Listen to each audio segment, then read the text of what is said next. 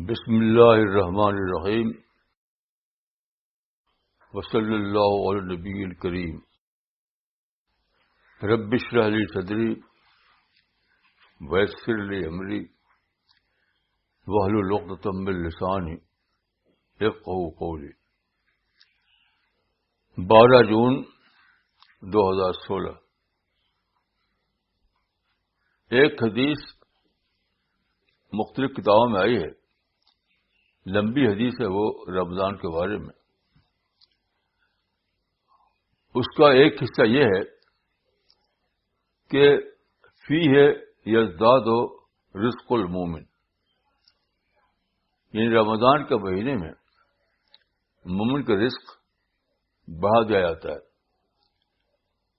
لیکن ہاں رزق کے معنی مادی رزق نہیں ہے، یعنی ویجیٹیرین فوڈ اور نان ویجیٹیرین فوڈ نہیں ہے، اس سے مراد ہے اسپریچول فوڈ، انٹلیکچوئل فوڈ، روحانی غذا۔ میرا ظاہری تجربہ ہے کہ ہر سال رمضان میں مجھے کچھ یونیک باتیں سمجھ میں آتی ہیں دین کی، ہر سال۔ یہ میرا ظاہری تجربہ ہے۔ اس سال بھی ایک بات میری سمجھ آئی جو بہت ہی یونیک ہے اور پہلی بار سمجھ میں آئی میرے۔ تو فیہ یزداد رزق المومن، میرے تجربے کے مطابق یہ ہے کہ رمضان میں اللہ تعالیٰ کا خاص انسپریشن آتا ہے۔ اس انسپریشن کے تحت آدمی معرفت کے نئے آئٹم دریافت کرتا ہے، معرفت کے نئے آئٹم۔ تو اس سال مجھے ایسی کئی باتیں میری سمجھ میں آئی۔ ایک بات کا یہاں میں ذکر کر رہا ہوں،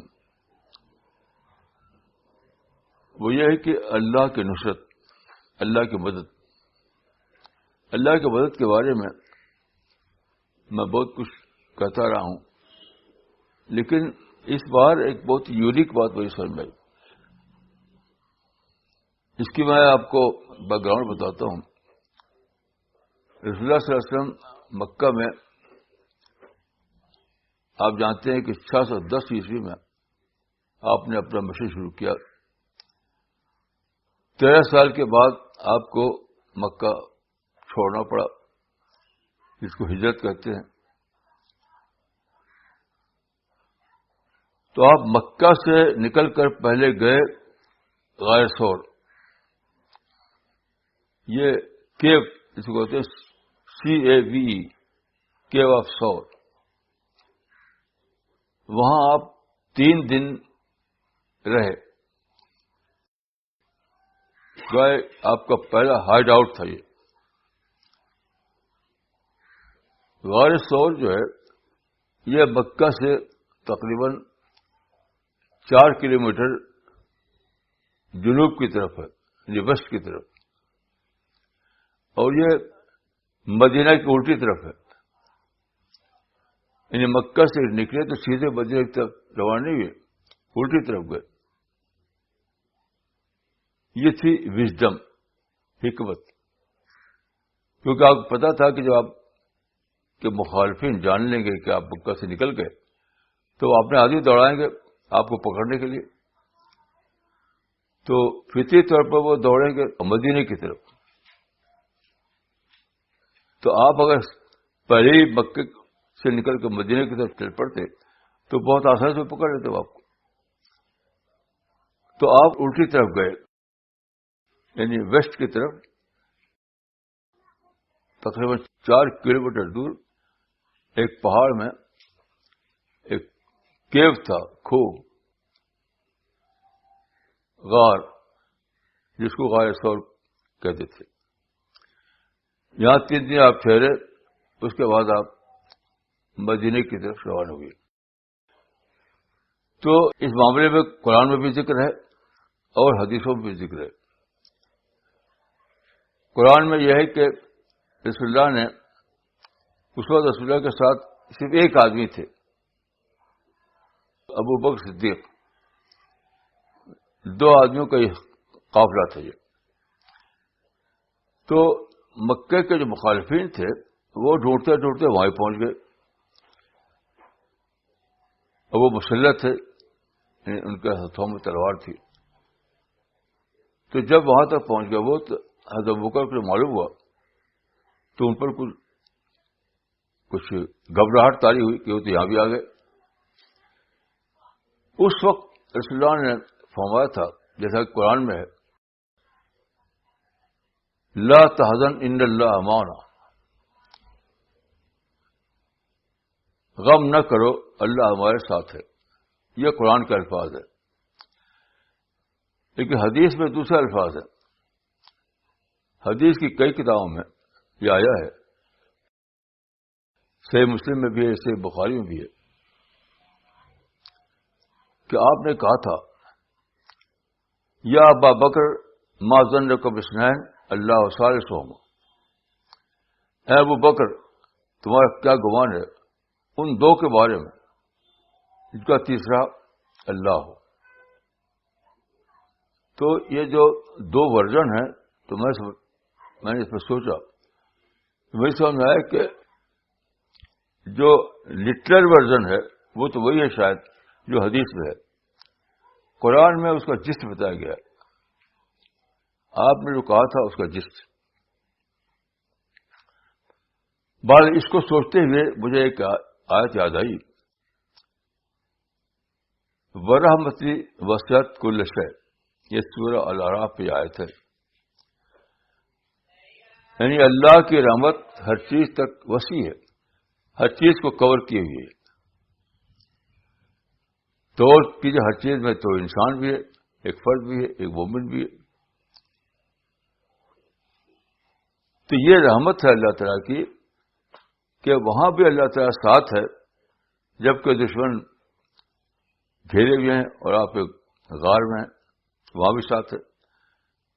تو کیا یہ جو ساتھ ہے اللہ تعالیٰ کا صرف ایک بار کے لیے تھا ایک انسان کے لیے, جبکہ قرآن میں کہ ورحمتی وسعت کل شیء. تو بس تو یہ جو رحمت ہے اللہ کی ہر بندے مومن کے لیے, ہر بندے مومن کے لیے. تو اس کو سوچتے ہوئے میرے سمجھ آیا کہ اگر آپ سچائی کے راستے میں چل رہے ہیں, اگر آپ اللہ کے دین کو لے کر چل رہے ہیں, دعوت کے راستے میں چل رہے ہیں, اور آپ صرف دو آدمی ہیں فرض کیجیے, اور کسی موقع پر آپ بہت ہی بڑے کوئی پرابلم سے دوچار ہو جاتے ہیں, سمجھتا ہے کہ کیا ہوگا, تو وہاں یہ آیت یا یہ واقعہ آپ کو یہ موقع دیتا ہے کہ اب یہ کہیں اپنے ساتھی سے اس بات کو دہرائے جو اس میں کہی گئی. اچھا, یہاں پر میں ایک اور آیت یاد دلاؤں گا آپ کو. قرآن میں ایک آیت ہے,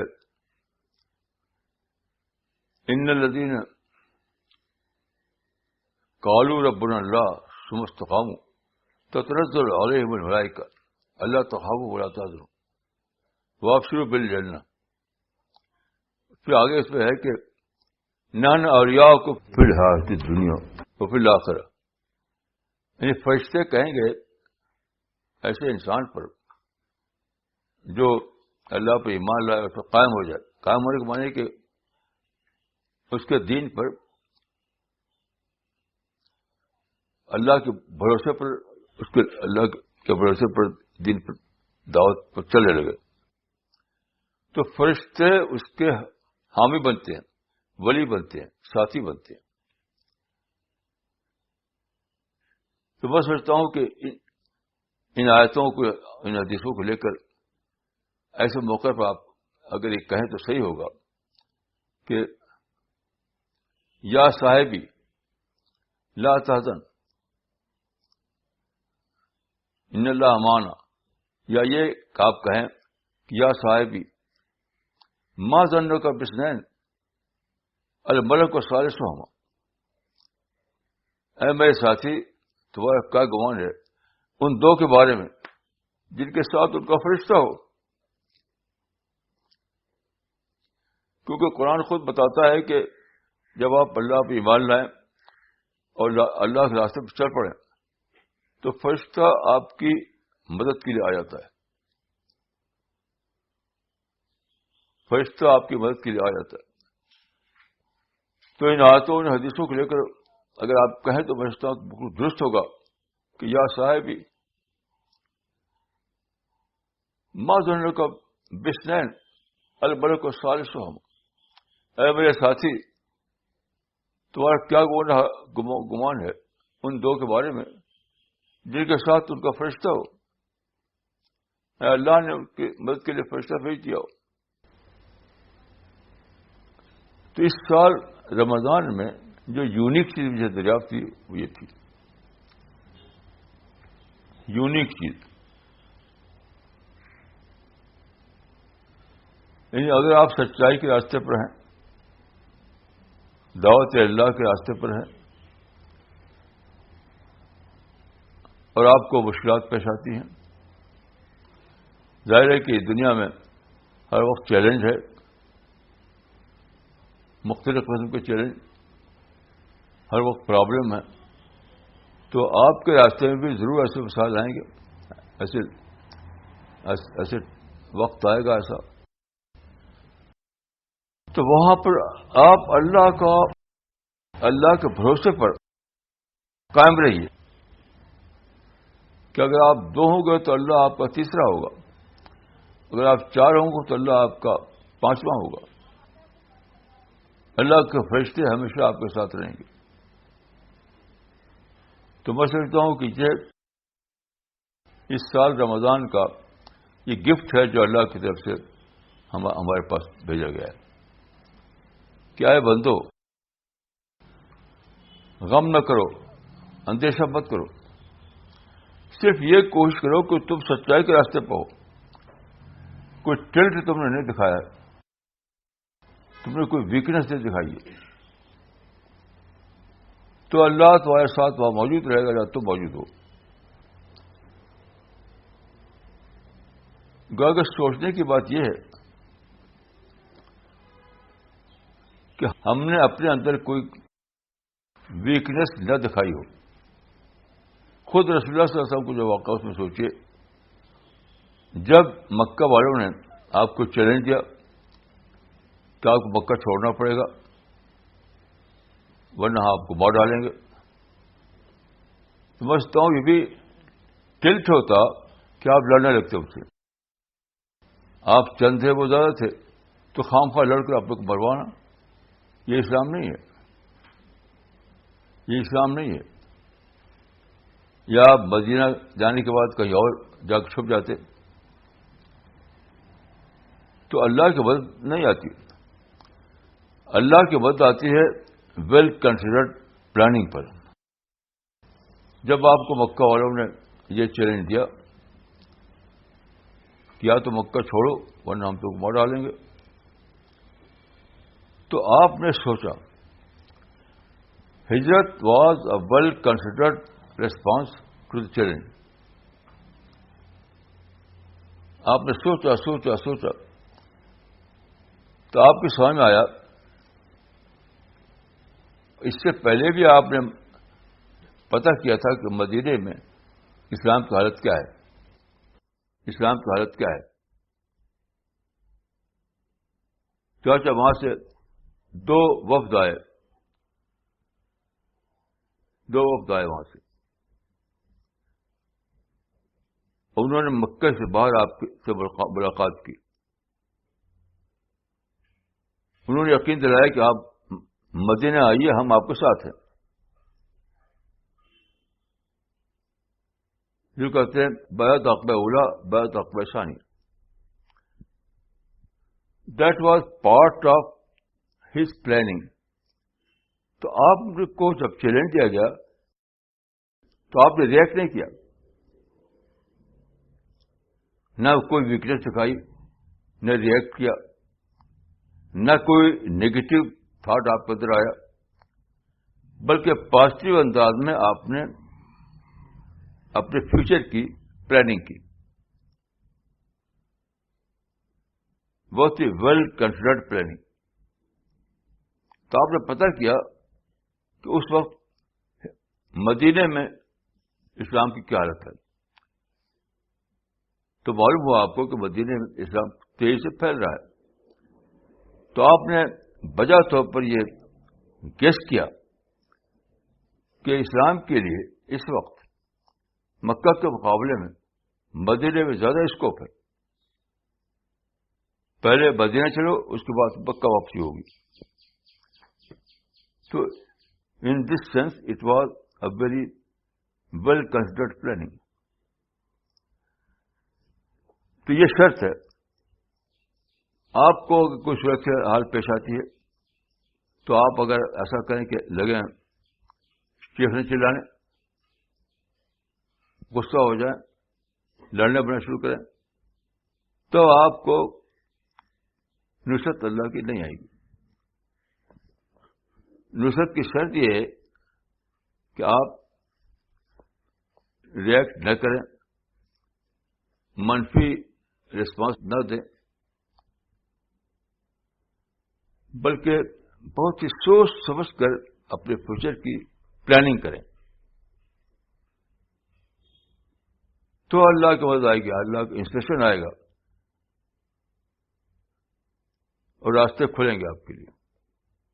اس وقت آپ یہ کہہ سکیں گے جب یہ سب شرط پورے کر چکے ہوں, جب آپ اپنی طرف سے یہ سب شرط پوری کر چکے ہوں, تب یہ کہہ سکیں گے اپنے ساتھی سے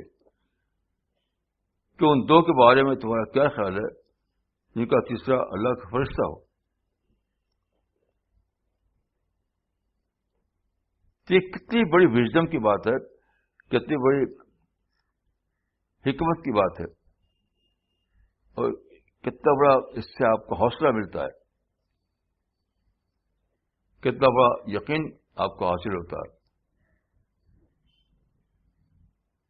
اور میں سوچتا ہوں کہ اس کو لوگ سمجھتے ہیں کہ خصائص نبوی, ہمارا ایک لفظ ہے خصائص نبوی, یعنی نبی کی خصوصیت, پیغمبر کی خصوصیت. تو اکثر اس طرح چیزوں کو لوگ خصائص نبی میں شمار کرتے ہیں. تو وہ ایک واقعہ سمجھتے ہیں جو نبی کے ساتھ پیش آئے, ہمارے اس میں کوئی سبق نہیں.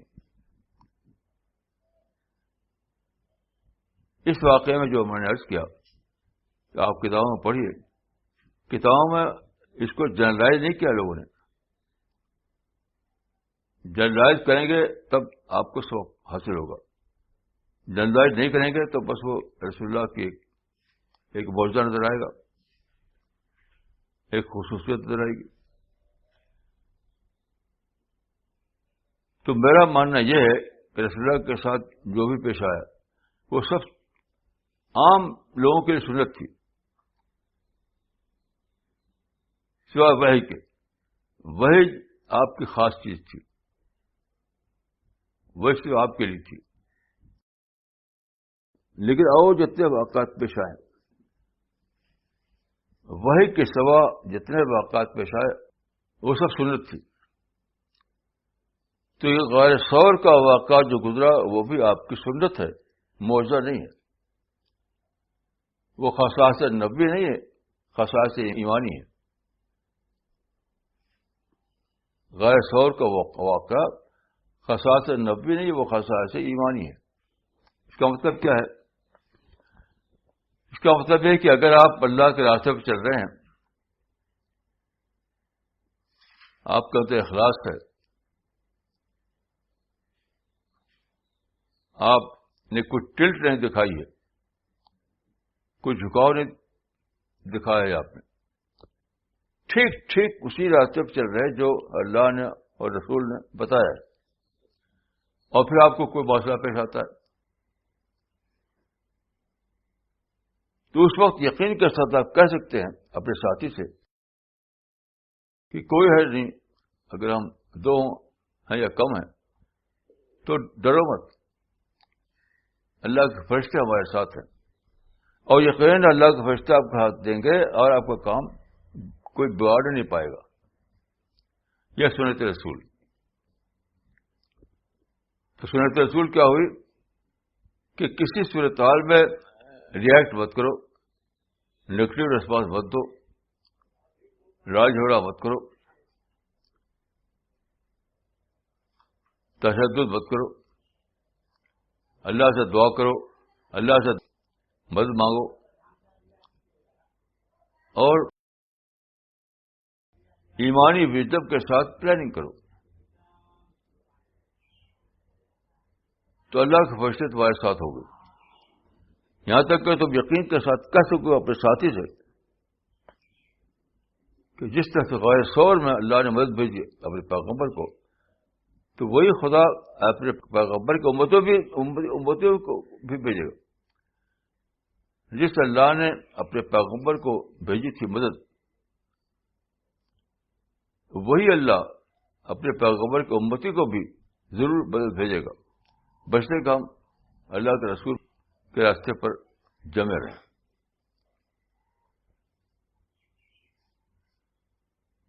تو یہ غور کیجئے، یہ کتنی بڑی بات ہے، اور مجھے کلیئر طور پر اسی سال رمضان میں مجھ پر واضح ہوئی. یہی سال یعنی مانن تو میں ہمیشہ اس پر قائم رہا ہوں، ہمیشہ. اور جب سے ہم نے دعوت کا ایک مشن شروع کیا ہے، تب سے اب تک برابر ہمارے خلاف جھوٹے پروگنڈے، رکاوٹیں، مسائل، طرح طرح کی رکاوٹیں پیدا کی گئیں، لیکن ہر جگہ اللہ نے مدد فرمائی، اور کبھی دعوت کا یہ قافلہ رکا نہیں، رکے بغیر آگے بڑھتا رہا. تو ایک تو یہ ہے کہ آپ اپنے سوچ سے اس طرح کی رائے بنائیں. لیکن میں یہ کہوں گا کہ غیر شعور کا جو واقعہ وہ آپ کو ڈائریکٹ طور پر یہی میسج دے رہا ہے. جس طرح رسول اللہ نے فرمایا کہ سلو کما رأیتمونی اصلی، رسول اللہ نے فرمایا کہ سلو کما رأیتمونی اصلی، یعنی جس طرح مجھ کو دیکھتے ہو نماز پڑھتے ہی، ویسے ہی تم بھی نماز پڑھو. تو میں کہوں کہ یہی اپلائی ہوتا ہے ہر معاملے میں، چاہے ہجرت کا معاملہ ہو، غیر شعور میں ٹھہرنے کا معاملہ ہو، دعوتی سفر کا معاملہ ہو، دعوتی پلاننگ کا معاملہ ہو. وہ سارے معاملات میں رسول اللہ یہ فرما رہے ہیں کہ پلاننگ کرو اس طرح جس طرح میں نے پلاننگ کی. یہ جو حدیث ہے، سلو کما رأیتمونی اصلی، نماز پڑھو اس طرح جس طرح تم مجھ کو نماز پڑھتے دیکھتے ہو. تو ایکسٹینڈیڈ سینس میں لیجیے اس کو جنرل اپلیکیشن کیجیے اس کا. تو اس کا مطلب کیا ہوگا؟ اپنی پلاننگ کرو اس طرح جس طرح تم نے دیکھا مجھ کو پلاننگ کرتے ہوئے. دعوت کے معاملے میں اسی طرح سے عمل کو جس طرح دیکھا تم نے مجھ کو عمل کرتے ہوئے. تو چاہے غیر شعور کا معاملہ ہو یا کوئی اور معاملہ ہو، ہر معاملے میں ایک سنت رسول ہے، ایک گائیڈنس ہے. اس گائیڈنس کو دریافت کرو. لیکن میں یہاں یہ بھی کہوں گا کہ دریافت مانے نہیں ٹھیک وہی شکل کہ آپ چلے جائیں غار شعور میں، وہیں چلے جائیں اسی طرح کے ماحول میں ڈھونڈے کہ یہیں پہ نصرت آئے گی. نہیں، you have to seek the reapplication of that event. جو واقعہ گزرا رسول اللہ کے ساتھ، وہاں آپ کو اس کا ری ایپلیکیشن دریافت کرنا ہے، اپنے حالات میں ری اپلائی کرنا ہے. تو لٹرل طور پر نہیں ہوگا وہ. ان اسپرٹ کے اعتبار سے یقین وہی ہوگا، لیکن فارم کے اعتبار سے فرق ہو جائے گا. تو سلو کما رأیتمونی اصلی رسول اللہ کے تمام اعمال کے بارے میں، وہ اعمال بھی جن کو لوگوں نے خصائص نبی میں شامل کر رکھا ہے. گویا کہ ہمارے نہیں ہے، وہ تو رسول اللہ کے لیے. تو جس طرح سے نماز خصائص نبی میں نہیں ہے، اس طرح دوسری چیزیں بھی خصائص نبی میں نہیں بلکہ ہر مومن کے لیے. تو یہ دیکھیے، یہ دنیا تو آپ جانتے ہیں کہ دارالقبض ہے، یعنی ورلڈ آف پرابلم ہے. یہاں چیلنجز ہیں، یہاں طرح طرح کی رکاوٹیں ہیں. لیکن رسول اللہ کی یہ سنت جو ہے، اور اس طرح دوسری سنت ہے، ہماری ایک بشارت ہے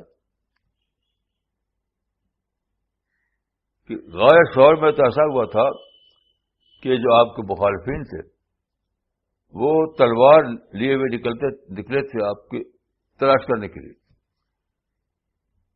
تو ڈھونڈتے ڈھونڈتے وہ وہاں پہنچ گیا جہاں کا غیر شعور تھا، اس کے منہ کے پاس. یہاں تک ابو بکر نے ان کی ایک جھلک دیکھی، وہ تو یہاں پر کھڑے ہو گیا. دوسرا، تلوار اور بندوق لیے ہوئے دشمن آپ کے بالکل پاس آ جائیں، آپ گھیرے میں لے لیں، تب بھی یہ سنت آپ کو بتاتی ہے کہ گھبراؤ مت، اللہ پر بھروسہ کرو. لیکن بھروسہ کرنے کے معنی کیا ہے؟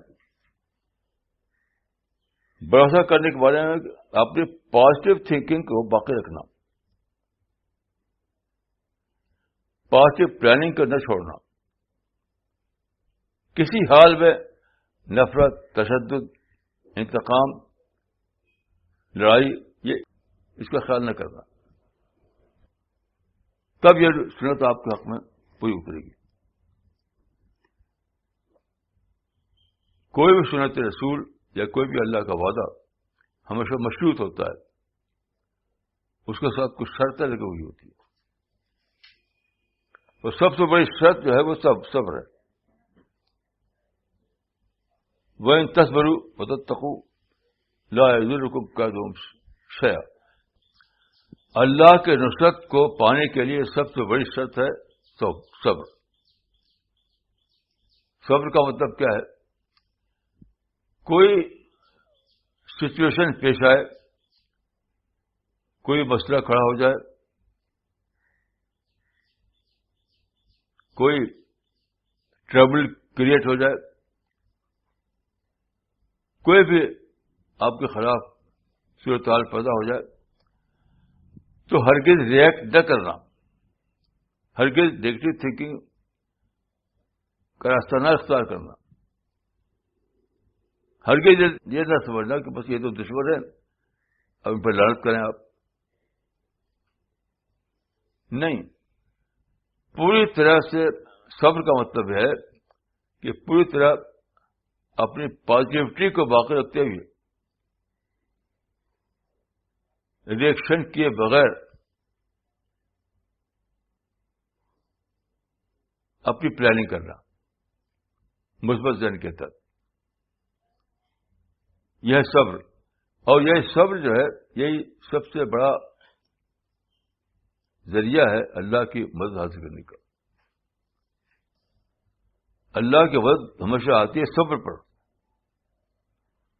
اور صبر نام ہے یہی کہ ریئیکشن کے بغیر، نیگیٹو ریسپانس کے بغیر پازیٹو پلاننگ کرنا، پیسفل پلاننگ کرنا، یہی صبر ہے. اور جو لوگ اس طرح سے صبر کا طریقہ اختیار کریں ان کو ضرور مدد آئے گی. یہاں تک کہ وہ کہہ سکتے ہیں اپنے ساتھیوں سے کہ ان دو کے بارے میں تمہارا کیا خیال ہے، ان کا تیسرا اللہ کے بھیجا وہ فرشتہ ہو. ان دو کے بارے میں تمہارا کیا خیال ہے جن کے ساتھ تیسرا اللہ کے بھیجا ہوا فرشتہ ہو. اب جب چاہے تجربہ کر لیجیے، انشاءاللہ اس میں آپ بالکل درست پائیں گے اس کو. لیکن بشرطے کہ آپ صبر پر قائم رہیں، صبر پر بے صبر نہ ہو جائیں، نفرت نہ کرنے لگے، ریئیکٹ نہ کریں. پازیٹو تھنکنگ کو نہ چھوڑیں. کسی حال میں یہ آپ کا ذہن نہ ہو کہ یہ تو دشمن ہے, انہیں تو لعنت کرو, ان کی لعنت کی دعائیں کرو. یہ سب نہ کریں آپ. لعنت کی دعاؤں سے کچھ نہیں ہوگا. 1000 سال تک آپ لعنت کی دعائیں کرتے رہیے, اس سے کچھ کسی کا بگڑنے والا نہیں ہے.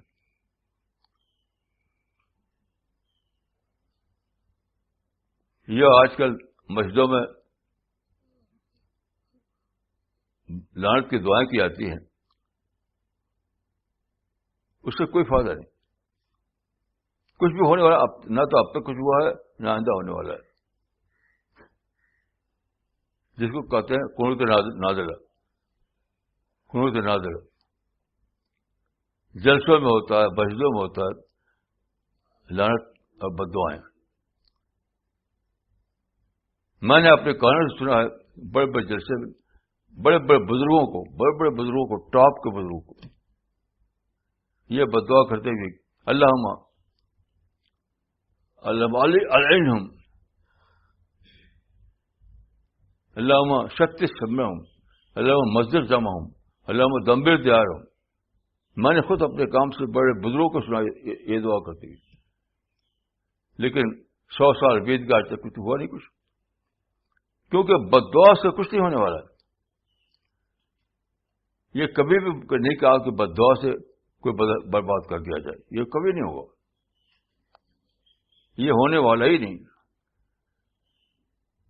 اللہ کی اپنی اصول ہیں, اللہ کے اپنے سنن ہیں, اس کے مطابق ہوگا جو کچھ ہوگا, اور وہ سب بیس کرتا ہے صبر پر. کسی بھی سچویشن میں آپ لازماً صبر پر قائم رہیں, ریئیکٹ نہ کریں, نیگیٹو تھنکنگ میں نہ پڑیں, پازیٹو پلاننگ کریں, پازیٹو پلاننگ. تو بلا شبہ آپ کامیاب رہیں گے. یہ مطلب ہے انتم الاعلون ان کنتم مؤمنین. یہ قرآن کی آیت ہے, انتم الاعلون ان کنتم مؤمنین. تم ہی کامیاب رہو گے اگر تم مومن ہو. مومن کے معنی کیا ہے؟ صبر پر قائم رہو. یہاں مومن کے معنی ہے کہ صبر پر قائم رہو, یعنی صابرانہ پلاننگ کرو, صبر بڑا بسط اختیار کرو. یہ کوئی پرسرار آیت نہیں ہے. یہ آیت جو ہے یہ کوئی مسٹیریس آیت نہیں ہے.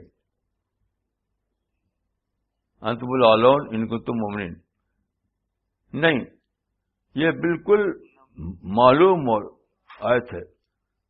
وہ یہ ہے کہ اگر تم صبر پر قائم ہو, صبر پر, اگر تم صبر کے روش پہ قائم رہو تو تم ہی کامیاب رہو گے. مومن کا مطلب کیا ہے؟ مومن کا مطلب اللہ پر یقین کرنے والا. انتم الاعلون ان کنتم مؤمنین, یہاں مومن سے مراد ہے وہ انسان جو اللہ پر بھروسہ کرے, اللہ پر یقین کرے. تو اگر آپ کا یقین اللہ پر ہے تو آپ بے صبر کو ہو جائیں گے, آپ لڑنے کیوں لگیں گے؟ آپ تو اللہ کے حوالے کر دیں گے معاملے کو. جو لوگ لڑتے ہیں, گن کلچر, بم کلچر چاہتے ہیں, وہ اپنے عمل سے دکھا رہے ہیں کہ ان کو اللہ پہ یقین نہیں, ان کو اپنے بم پر یقین ہے, اپنے گن پر یقین ہے. ورنہ سچویشن پیدا ہونے کے بعد وہ دعا کرتے, بم کیوں چلاتے؟ تو یاد رکھیے یہ آیت جو ہے بالکل لفظاً درست ہے, انتم الاعلون ان کنتم مؤمنین. تو مومن کا مطلب یہی ہے کہ تم اللہ کو چھوڑ کر بم کو اور گن کو اپنا سب کچھ نہ بنا لو, اللہ پر بھروسہ کرو, معاملے کو اللہ کے حوالے کرو. گن اور بم کے ذریعے دوسروں کو مارنے کے بجائے خود اپنے اندر جھانکو کہ تمہارے اندر اللہ پر بھروسہ کتنا ہے, اور سارے معاملے کو اللہ کے حوالے کر دو. رمضان میں اعتکاف کیا جاتا ہے، وہ بھی ایک پراسرار بنا رکھا لوگوں نے. عجیب و غریب مطلب سمجھتے ہیں پراسرار. اعتکاف کا مطلب یہی ہے کہ معاملہ پیش ہوا مسجد کے باہر، آپ مسجد میں آ کر دعائیں کر رہے ہیں. اعتکاف کیا جاتا ہے مسجد میں. تو لوگ سمجھتے ہیں کہ اعتکاف کوئی بہت ہی پراسرار چیز ہے، کوئی مسٹیریس چیز ہے. نہیں، ایک سادہ حقیقت ہے. اس کا مطلب ہے کہ معاملہ جو پیش آیا ایکسٹرنل ورلڈ میں، آپ دوڑ کر گئے اللہ کے پڑوس میں. معاملہ پیش آیا مسجد کے باہر، آپ دوڑ گئے اور اعتکاف کر کے اللہ سے دعائیں کرنے لگے، قرآن پڑھنے لگے. ایسا آپ کریں تو ضرور بدل ہوگی آپ کی. اور یہ واقعہ سچ مچ ایسا پیش ہے. ایک صاحب نے بتایا مجھے کہ ان کے مقام پر غالباً ساؤتھ کا کوئی واقعہ، میں نے اپنی ڈائری میں لکھا ہے اس کے نام بنام. تو وہاں ایک عالم تھے، تو کچھ لوگ کے پاس آئے کہ ہم نے پتہ چلا ہے کہ یہ جو کمرل ایلیمنٹ ہے یہاں فساد کرنے والا ہے. ان کا جو نقشہ ہے وہ یہ ہے، جلوس نکالو اور مسجد کے سامنے جا کر خوب نعرے لگاؤ. مسلمان بھڑکیں گے تو آئیں گے پتھر ماریں گے، بس ہمیں موقع مل جائے گا، ہم ان کو ماریں گے. تو عالم نے کہا کہ یہ تو بہت آسان ہے. جب جلوس نکلے اور یہاں کے نعرے لگائے تو تم مسجد جمع ہو جاؤ. مسجد میں سب لوگ کا ہم اعتکاف کر رہے ہیں، وہاں دعائیں کرو، نہ بھڑکو نہ پتھر مارو، کچھ نہیں. اب وقت ایسے ہی ہوا. جب وہاں جلوس آیا، مسجد کے سامنے رکا اور نعرے لگانے لگا. تو لوگوں نے کیا کیا، وہ پہلے سے مسجد میں اکٹھا ہو گئے تھے. کوئی جواب نہیں، کوئی پتھر نہیں، کچھ نہیں. نماز پڑھ رہے ہیں، قرآن پڑھ رہے ہیں، دعائیں کر رہے ہیں. اور کچھ دیر تک وہ نعرہ لگاتے رہے، وہ چلے گئے، آگے چلے گئے. یہ ہے سچا حل رسول اللہ کی سنت کی روشنی میں. رسول اللہ کو جب مکہ میں چلنے ملا تو آپ نہ لڑے نہ کچھ کیا، بلکہ خاموشی کے ساتھ آپ مدینہ چلے گئے. اس سلسلے میں ایک بہت ہی نصیحت آمیز واقعہ ایک ہے کہ جب ہجرت کا وقت آیا تو حضرت عمر نے کہا کہ میں تو کھلم کھلا ہجرت کروں گا. حضرت عمر گئے کعبہ میں جا کے اعلان کیا کہ میں کل مکہ چھوڑ کے مدینہ جانے والا ہوں. جو آدمی اپنی بیوی کو بیوہ بنانا چاہے، اپنے بچوں کو یتیم بنانا چاہے تو آئے مجھے روکے. اچھا، لیکن رسول اللہ نے کیا کیا؟ رسول اللہ بیک ڈور سے خاموشی کے ساتھ نکل گئے. یہ بہت اہم بات ہے کہ جس دن آپ نے ہجرت کی ہے مکہ سے، تو حضرت خدیجہ کے گھر میں تھے آپ، بیک ڈور سے نکلے آپ، اور مدینے کی طرف جانے کے بجائے الٹی طرف گئے اور 4 کلومیٹر دور جا کر غار سوار بنا لیا. تو سنت جو ہے یہ ہے، اسی کا نام ہے صبر، اسی کا نام ہے اللہ پر بھروسہ، اسی کا نام ہے پازیٹو پلاننگ. تو انتم الاعلون ان کنتم مؤمنین کا مطلب یہی ہے. مومنین کا معنی نہیں کہ آپ نے کلمہ پڑھ لیا تو بس کافی ہے. انتم الاعلون ان کنتم مؤمنین کا مطلب یہ نہیں کہ کلمہ پڑھ لیا تو بس ہو گیا سب کچھ. نہیں، کلمہ تو اقرار ہوتا ہے، عزم ہوتا ہے. تو ان کنتم مومن کا مطلب ہے کہ اگر تم نے سچ مچ اللہ کو دریافت کیا ہے، اللہ پر تمہارا بھروسہ ہے، تم صبر کے طریقے پر قائم ہو. جو اللہ نے صراط مستقیم بتائی ہے اس پر چل رہے ہو. وہ صراط مستقیم کیا ہے؟ پازیٹو پلاننگ، ریئیکشن سے بچنا. یہ سب کریں تو اللہ آپ کے ساتھ ہے. تو یہ سبق ہے جو مجھے رمضان کے اس مہینے میں ملا. میں دعا کرتا ہوں کہ اللہ تعالیٰ مجھ کو اور آپ کو توفیق دے کہ ہم اس سبق کو پکڑیں اور اس کے مطابق اپنی زندگی کی پلاننگ کریں. اس طرح ہم پلاننگ کریں گے تو یقیناً اللہ ہمارے ساتھ ہوگا، اللہ کے فرشتے ہمارے ساتھ ہوں گے اور کامیابی ہمارے لیے لکھ جائے گی. یہ میرا یقین ہے. السلام علیکم ورحمۃ اللہ وبرکاتہ.